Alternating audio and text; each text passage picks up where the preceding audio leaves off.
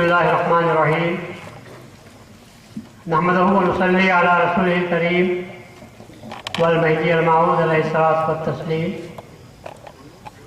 اما بعد فقد قال اللہ تبارک و تعالی فی کلامہ القدیم والفرقان العظیم اعوذ باللہ من الشیطان الرجیم بسم اللہ الرحمن الرحیم یا ایھا الذین آمنوا اتقوا اللہ حق تقاتہ، اے ایمان والو، ارشاد خداوندی ہے کہ اے ایمان والو اللہ تعالیٰ سے ڈرو جیسا کہ ڈرنے کا حق ہے۔ وَلَا تَمُوتُنَّ إِلَّا وَأَنْتُم مُسْلِمُونَ، اور مرو اسلام کی حالت پر مرو۔ آج کا یہ اجلاس مہدویہ موومنٹ کی جانب سے سزا اتحاد کمیٹی کے اتحاد اتفاق سے پٹن میں منعقد کیا گیا ہے، جس کا واحد مقصد آپ کے سامنے اس نظریے کو پیش کرنا ہے، اس تحریک کو پیش کرنا ہے، جہاں تک ہو سکے اختلافات کو اپنے اپنے پاس رکھے، اپنے اعتقادات کی پوری حفاظت کرے، اس کی حمایت کرے، لیکن دوسروں کے اعتقادات کا احترام کرے۔ فقط احترام اعتقاد کی حد تک نہیں، آپ نے اب تک جو تقریریں سنی ہیں اس کے بعد میں نہیں چاہتا کہ زیادہ آپ کا وقت لوں، کیونکہ بہت سی باتیں، بہت سے گوشے آپ کے سامنے آ چکے ہیں۔ ہر مقرر نے بہتر انداز میں آپ کے سامنے اتحاد و اتفاق کے نظریے کو پیش کیا، مطلب کو پیش کیا، مفہوم کو پیش کیا، اور ضمیر احمد صاحب نے تو بہت کچھ آپ کے سامنے دینی باتیں بھی پیش کی، اس کے ساتھ ساتھ دنیاوی صلاح و بہبود کے لیے بھی پیش کیا۔ غالباً جہاز برناشا نے ایک جگہ کہا تھا کہ some people are great, some people become great, and some people are great because the greatness has been thrust upon them. اسی کو کچھ بدلتے ہوئے میں آپ کے سامنے کہنا چاہتا ہوں، some people are born Muslims, some people become Muslims, and some people are Muslims because the Islam has been thrust upon them. تو آج ہمارے پاس اکثریت ان لوگوں کی ہے، ان مسلمانوں کی ہے جو یہ سمجھتے ہیں کہ اسلام کو زبردستی ہم پر تھوپا گیا ہے، جبھی تو ہمارے پاس اتفاق و اتحاد پیدا نہیں ہو سکتا۔ اتفاق و اتحاد نہ گفتگو کے ذریعے سے ہو سکتے ہیں، نہ قلم کے ذریعے سے ہو سکتا ہے۔ اتحاد و اتفاق پیدا کرنے کے لیے ہمارے اپنے دلوں میں اس بات کا احساس ہونا چاہیے، وہ ان باتوں کا احساس ہونا چاہیے جسے اللہ تبارک و تعالیٰ نے قرآن شریف میں پیش کیا، اور جسے حضرت محمد رسول اللہ صلی اللہ علیہ وسلم نے، جو سرور کونین بھی ہیں، محسن انسانیت بھی ہیں، آپ حضرات ان لوگوں نے جن باتوں کو آپ کے سامنے پیش کیا، جب تک اس کا احساس آپ کے دل میں نہ ہو جائے اس وقت تک آپ صحیح معنی میں مسلمان نہیں ہو سکتے۔ پیدا ہوئے، کلمہ پڑھا، اس کے بعد میں کان میں اذان دی گئی، پھر اس کے بعد میں کلمہ پڑھا، ایک مسلمان عورت سے شادی کر لی، خطبہ نکاح ہو گیا، اور ہم آپ کو سمجھنے لگے کہ ہم مسلمان ہو چکے ہیں۔ اس کے بعد کسی قسم کا احساس ہمارے پاس باقی نہیں رہا۔ اس کا نتیجہ ہم دیکھ رہے ہیں کہ آج ہم میں پھوٹ ہے، آج ہم میں انتشار ہے۔ سب سے پہلے تو میں آپ کو یہ بیان کرنا چاہوں گا کہ آج ہم کن مسلمانوں میں ہمارا شمار ہوتا ہے؟ کیا ہم ان لوگوں میں ہیں جو بچپن میں، جو ہم ایسے مسلمان ہیں جو اس لیے مسلمان ہیں کہ ہم پر اسلام کو زبردستی تھوپا گیا ہے؟ اگر ایسے مسلمان ہیں تو آپ کو you must try to become Muslim, آپ کو مسلمان بننے کی کوشش کرنا چاہیے، اور مسلمان بننے کے لیے آپ کو قرآن کی تلاوت کرنی چاہیے، بامعنی تلاوت کرنی چاہیے، رسول اللہ صلی اللہ علیہ وسلم کے اسوہ حسنہ کو اپنے سامنے رکھنا چاہیے، سیرت کی باتوں کو آپ کو پڑھنا چاہیے، اور اتنا پڑھنا چاہیے، ایسے ہونا چاہیے کہ آپ کو صرف اللہ اس کا رسول آپ کو یاد رہے۔ چنانچہ ہمارے امام مہدی موعود علیہ السلام نے فرمایا کہ بس دو باتوں کی حفاظت کرو، دم اور قدم کی حفاظت کرو۔ دم میں اللہ کو یاد کرو، اور قدم اٹھاؤ تو رسول کو یاد کرو۔ آپ کی زندگی کب بنتی ہے؟ زندگی بنتی ہے تو دم اور قدم سے بنتی ہے۔ दम में जिक्र करो अल्लाह तबारक व तआला का, क्योंकि अल्लाह ने कहा या अय्युहल्लज़ीना आमनू उज़्कुरुल्लाह क़ियामन व क़ुऊदन व अला जुनूबिहिम। इंसान की तीन ही हालतें होती हैं, या तो खड़े हुआ होता है, या बैठे हुए होता है, या लेटे हुए रहता है। हर हालत में जब तक सांस बाकी है उस वक्त तक अल्लाह ताला का आप जिक्र करते रहो। और कदम से मुराद ये है, आप जो भी काम करो आपको रसूल की सुन्नत याद आनी चाहिए, रसूल के उसवे हसना को आप अपने सामने रखना चाहिए। ये बिन दो बातों का दम व कदम का निगहदार, इज्जत और लज्जत का बुगदार। आपने ये भी फरमाया दम व कदम की हिफाजत करो और इज्जत और लज्जत को छोड़ो। आज सारी दुनिया इज्जत के पीछे पड़ी हुई है। वो इज्जत जिसको मैं झूठी इज्जत के नाम से याद करता हूँ, वो वकार जिसको मैं फरसुदा वकार के नाम से याद करता हूँ, आज दुनिया इन दोनों के पीछे पड़ी हुई है, जिसकी वजह से न खुदा ताला याद आ रहा है, न रसूल की सुन्नतों का हमारे पास तासुर याद है। जब तक हम इमाम सैयदना इमाम महदी को भी हम मानते हैं, इस वजह से मानते हैं कि हजरत ने फरमाया था मज़हब मा किताबुल्लाह व इत्तिबाए मोहम्मद रसूलुल्लाह, हमारा मज़हब अल्लाह की किताब है और रसूलुल्लाह सल्लल्लाहु अलैहि वसल्लम की सुन्नत है। कसम खुदा की अगर महदी रसूल की इत्तिबा न करता हम उसको महदी मानने के लिए तैयार न होते, क्योंकि हमने देखा कि हजरत के जो तालीमात हैं वो रसूलुल्लाह सल्लल्लाहु अलैहि वसल्लम की सुन्नत के मुताबिक है, इसलिए हमने माना। हमारा अकीदा महदवियों ने दूसरों में अगर फर्क मालूम करना चाहे, मैं आपके सामने कह सकता हूँ, दूसरों से उनका अकीदा पूछना पड़ता है और महदवी अपना अकीदा छुपाता नहीं, बल्कि हर इशा की नमाज के बाद अपने अकीदे का इजहार करता है ताकि सबको मालूम हो जाए। वो कहता है ला इलाहा इल्लल्लाह मोहम्मद रसूलुल्लाह, वो कहता है अल्लाहु इलाहुना मुहम्मदुन नबियुना, वो कहता है अल कुरान वल महदी इमामुना। तो हम हमारा अकीदा इसके सिवा क्या है कि सब हम अल्लाह तबारक व तआला को वाहिद मानते हैं, रसूलुल्लाह सल्लल्लाहु अलैहि वसल्लम को खातमुन नबीय्यीन और ऐसे खातमुन नबीय्यीन। लोग कहते हैं मोहब्बत की बात, गुज़िश्ता कल 2-4 एक हफ्ता पहले एक दावत की एक मुलाकात हो गई थी एक ऐसी जमात से कि इमाम से या उनके मुबल्लिग से वो गुफ्तगू हो रही थी। वो कह रहे थे कि साहब हम आपकी इज्जत करते हैं इसलिए कि भी आपको भी रसूलुल्लाह सल्लल्लाहु अलैहि वसल्लम से मोहब्बत है।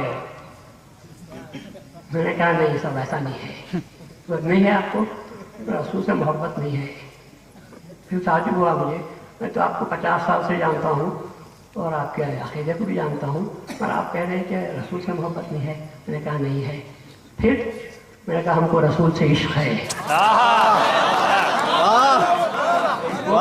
रसूल से इश्क है, इसलिए कि मोहब्बत तो बाप से भी करते हैं, माँ से भी करते हैं, मोहब्बत तो बेटे से भी करते हैं, और हमारा कमाल ये है कि हम रसूल से इश्क करते हैं, इसलिए कि मोहब्बत में इंसान खुद भी बाकी रहता है और इश्क में इंसान बाकी नहीं रहता। इश्क में हम अपने आप को फना करता है, उसके बाद इश्क की मंजिल तय होती है। तो रसूलुल्लाह सल्लल्लाहु अलैहि वसल्लम से इश्क पैदा करो, जब कहीं चलकर बात पैदा हो सकती है। अब मैं आपको बताऊं इत्तेहाद कब पैदा हो सकता है। सबसे पहले तो आपको एहतराम आदमी करना चाहिए। इंसानियत किसका नाम है और आदमियत किसको कहते हैं? इकबाल ने बड़ी अच्छी बात कही है, आदमियत एहतराम आदमी, आदमियत एहतराम आदमी, गाफिल मशौ अज मकाम आदमी, तू मशौ गाफिल अज मकाम आदमी। अरे आदमियत इंसान का, आदमी का एहतराम करना है। जब आदमी के पास एहतराम नहीं रहा तो फिर वो उससे हम किस सूरत में इत्तेहाद की बात कर सकते हैं? जब वो इंसान में जब ऐसी बात पैदा हो जाती है कि वो किसी का एहतराम करने के लिए तैयार नहीं। आज आपने 2 बातें सुनी कि आदमी के पास पैसा आता है तो वो लोगों को हकीर नजरों से देखता है, आदमी कुछ पोजीशन पे आ जाता है तो वो लोगों को कमतर समझने लगता है। और मैं उससे बढ़कर ये कहता हूँ, क्योंकि मैं उस मुकाम पर हूँ, वो कहता हूँ कि जब इंसान में इल्म आ जाता है तो वो दूसरों को हकीर समझने की कोशिश करता है। मैं तो कहता हूँ जो आलिम इंसान का एहतराम नहीं करता उसको आलिम नहीं कहना चाहिए, उसको जालिम कहना चाहिए। इसलिए कि इल्म इंसान को खुदा से मोहब्बत सिखाता है और खुदा ये कहता है मैं मालूम है तुझे कि मैं कहाँ मिलता हूँ। तो रसूलुल्लाह सल्लल्लाहु अलैहि वसल्लम फरमाते हैं कि मुझे ढूंढना हो تو ان لوگوں کے پاس جاؤ جن کے دل ٹوٹے ہوئے ہیں، ان کی خدمت کرو تو میں تم کو ملتا ہوں۔ تو جو عالم بھی نہیں، جاہل ہے لیکن اپنے کپڑے لباس بنا کر عالم بنانے کی اگر کوشش کرتا ہے، وہ اگر انسانیت کے خلاف کام کرتا ہے۔ عالم کے لیے ضروری ہے، اتحاد کے لیے یہ بھی ضروری ہے کہ انسان میں ادب پیدا ہو جائے۔ اگر آدمی ادب کے مقام پر آتا ہے، اپنے بڑوں کا احترام کرتا ہے، رسول اللہ نے فرمایا کہ وہ مجھ سے نہیں ہے جو بڑوں کا احترام نہیں کرتا، ادب نہیں کرتا اور چھوٹوں پر شفقت نہیں کرتا۔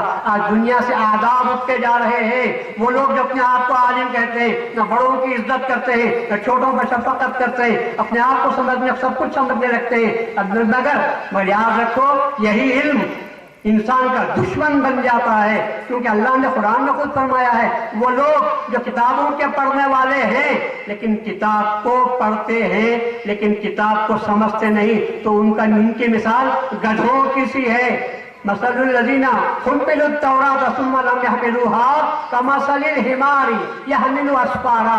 کیا آپ کسی گھوڑے پر، گدھے پر بیٹھ کر کبھی حج کو جانا ہو جائے اور وہاں سے حج سے واپس اسی گھوڑے پر آ جائیں تو کیا وہ گدھا بھی حاجی کہلائے گا؟ کیا اس گدھے کو کہیں گے حاجی صاحب السلام علیکم؟ وہ تو گدھا ہے جس کی پیٹھ پر سوار ہو کر آپ گئے تھے، خچر ہے جس پہ سوار ہو کر آپ نے طواف بھی کر لیا ہوگا، لیکن اس کو حاجی کے نام سے یاد نہیں کرتے۔ اسی طرح اگر کوئی عالم اپنے پیٹھ پر کتابیں لاد بھی لے تو ظاہر ہے کہ اس کی مثال اس گدھے کی سی ہے جس کے پیٹھ پر کتابیں لادی ہوئی ہے۔ ارے معمولی بات ہے۔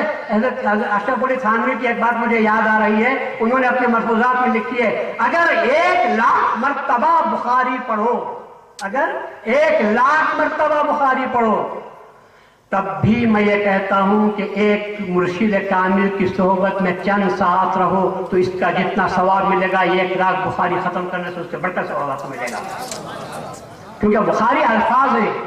بخاری علیہ الرحمہ نے جو خدمت کی، خدا تعالیٰ ہر لمحہ ان کی قبر کو نور سے بھر دے، لیکن اس کے باوجود آپ کو کیا فائدہ ہو سکتا ہے اگر سمجھ کے بغیر آپ پڑھتے جائیں؟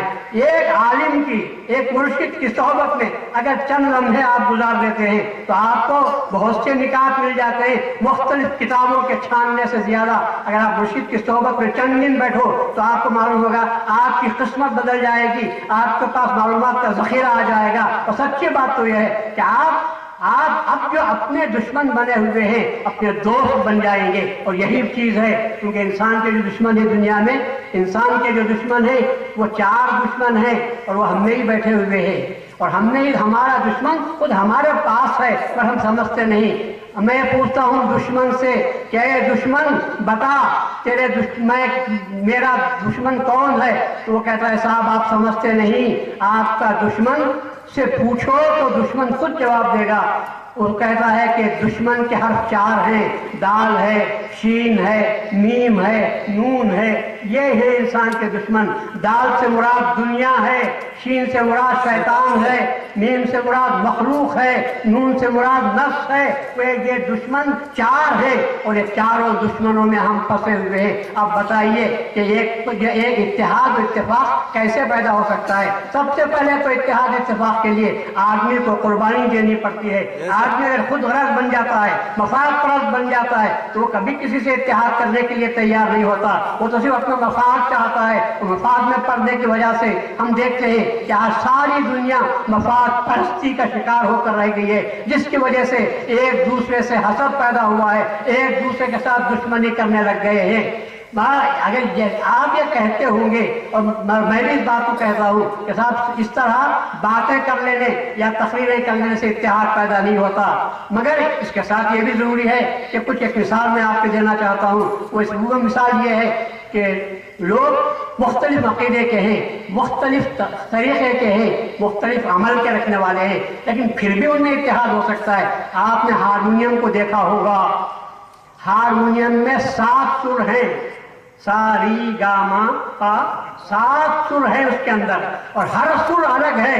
ایک ایک سر پر انگلی آپ رکھو الگ الگ سر نکلتا ہے۔ پر ہارمونیم کیسی خوبصورت چیز ہے کہ جب بجانے والا اس کو ایک ہی پیٹھی کے اندر رکھا ہے اور اس کو اس خوبصورتی کے ساتھ بجاتا ہے کہ جس کی وجہ سے ایک میلوڈیس سنگیت آپ کو مل جاتا ہے، لوگ خوش ہونے لگتے ہیں۔ پھر میں آپ سے کہتا ہوں، جب ایک ہارمونیم کے اندر 7 سر رکھنے والی چیزیں رہنے کے باوجود ہر سر اپنا نکالتا ہے لیکن موقع سے نکالتا ہے اور سب ایک ہی پیٹھی کے اندر ہے، اسی طرح میں چاہتا ہوں کہ تم بھی مختلف عقائد کے رہنے والے ہو لیکن ہارمونیم بن جاؤ اس طرح کہ لوگوں کے دل لبھانے کے قابل ہو جاؤ گے۔ الگ الگ سر بجاؤ گے تو لوگ بیزار ہو جائیں گے۔ اور پھر اس کے ساتھ میں یہ بھی کہتا ہوں، اتحاد و اتفاق کرنے کے لیے سیز فائر ہونا چاہیے۔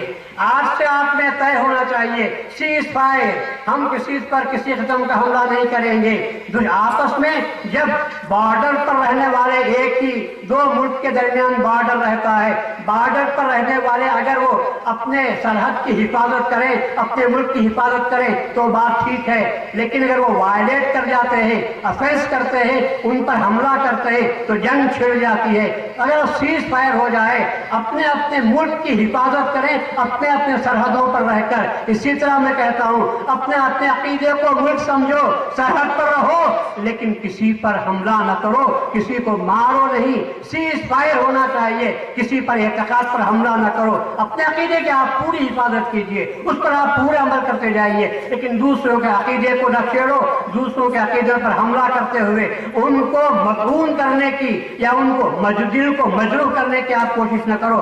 آپ کو دل کش ہونا چاہیے، آپ کی بات دل کش ہونی چاہیے، آپ کی بات دل کش نہیں ہونی چاہیے۔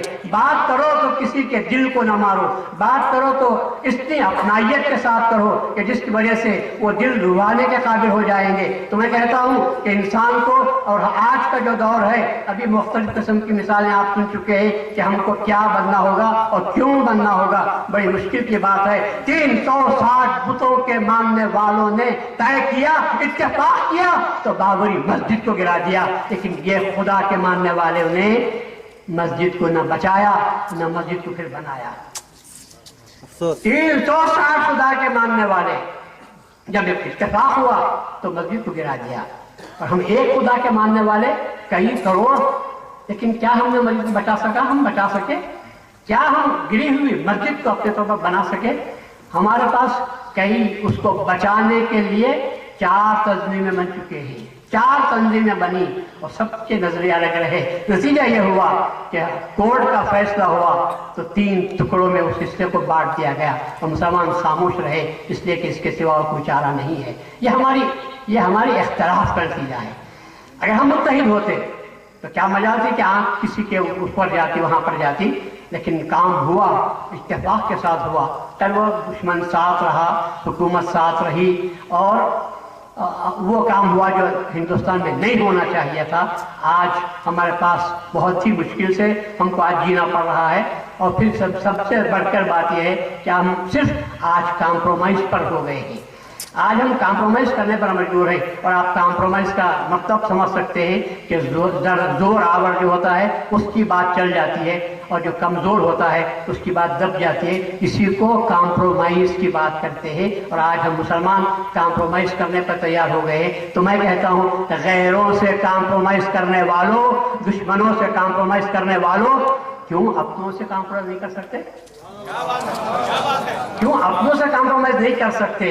اگر ہم متحد ہو جائیں اور ہم متفق ہو جائیں تو پھر ایسی صورت میں آپ دیکھیں گے کہ اگر ہم ہو بھی جائیں تو اللہ تعالیٰ تو کہتا ہے ایسے بن جاؤ کہ جیسے سیس پلائی ہوئی دیوار ہو۔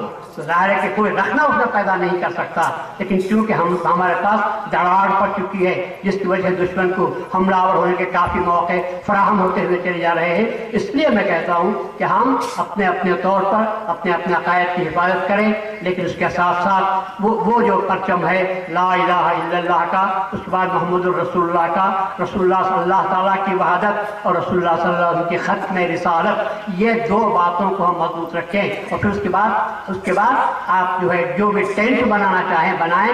اور اس کے بعد میں یہ بھی کہتا ہوں کہ صاحب جو ٹینٹ آج بنایا گیا ہے آپ دیکھ رہے ہیں، اس میں کھمبے الگ الگ کیے گئے ہیں، ایک کونے پر ایک کھمبا ہے، दूसरे कोने पर एक है, तीसरे पर एक है, चौथे पर एक है। अगर यह ज़्यादा बड़ा होता तो आप देखते कि फासले पर खंबे हैं। अगर आप अक्लमंदी से ये कहें कि सब में इख्तलाफ नज़र आता है, इन सब खंभों को एक जगह कर दो तो क्या होगा? टेंट गिर जाएगा। मगर बात क्या है, तो क्यों टिका हुआ है? इसलिए टिका हुआ है कि उस पर जो छत है वो उसका साया है, वो एक है। तो इसी तरह मैं कहता हूँ फिरक़े मुख्तलिफ सही, लेकिन तुम सुतून की तरह रहो, और हमारा जो असल परचम है, असल जो चीज़ है, असल जो साया है वो है ला इलाहा इल्लल्लाह मुहम्मदुर रसूलुल्लाह। उसको थामे रहो तो फिर ये न गिरेगा। अगर वहाँ फूट पैदा हो जाए तो फिर ऐसी सूरत में ये छत आपके सरों पर गिरेगा। खुदा से मैं दुआ करता हूँ कि बारी ताला हमको सुतून बनाकर खड़ा कर दे, ऐसा सुतून जिसके सर पर ला इलाहा इल्लल्लाह मुहम्मदुर रसूलुल्लाह है, और फिर उसके तहत हमको ज़िंदगी बसरने की तौफीक अता फरमा। दम और कदम की हिफाजत करने, उसका तहफ़्फ़ुज़ करने की हमको कोशिश, हमको तौफीक अता फरमा। व आखिरु दावाना अनिल हम्दुलिल्लाहि रब्बिल आलमीन। रब्बना तक़ब्बल मिन्ना इन्नका अंतस समीउल अलीम।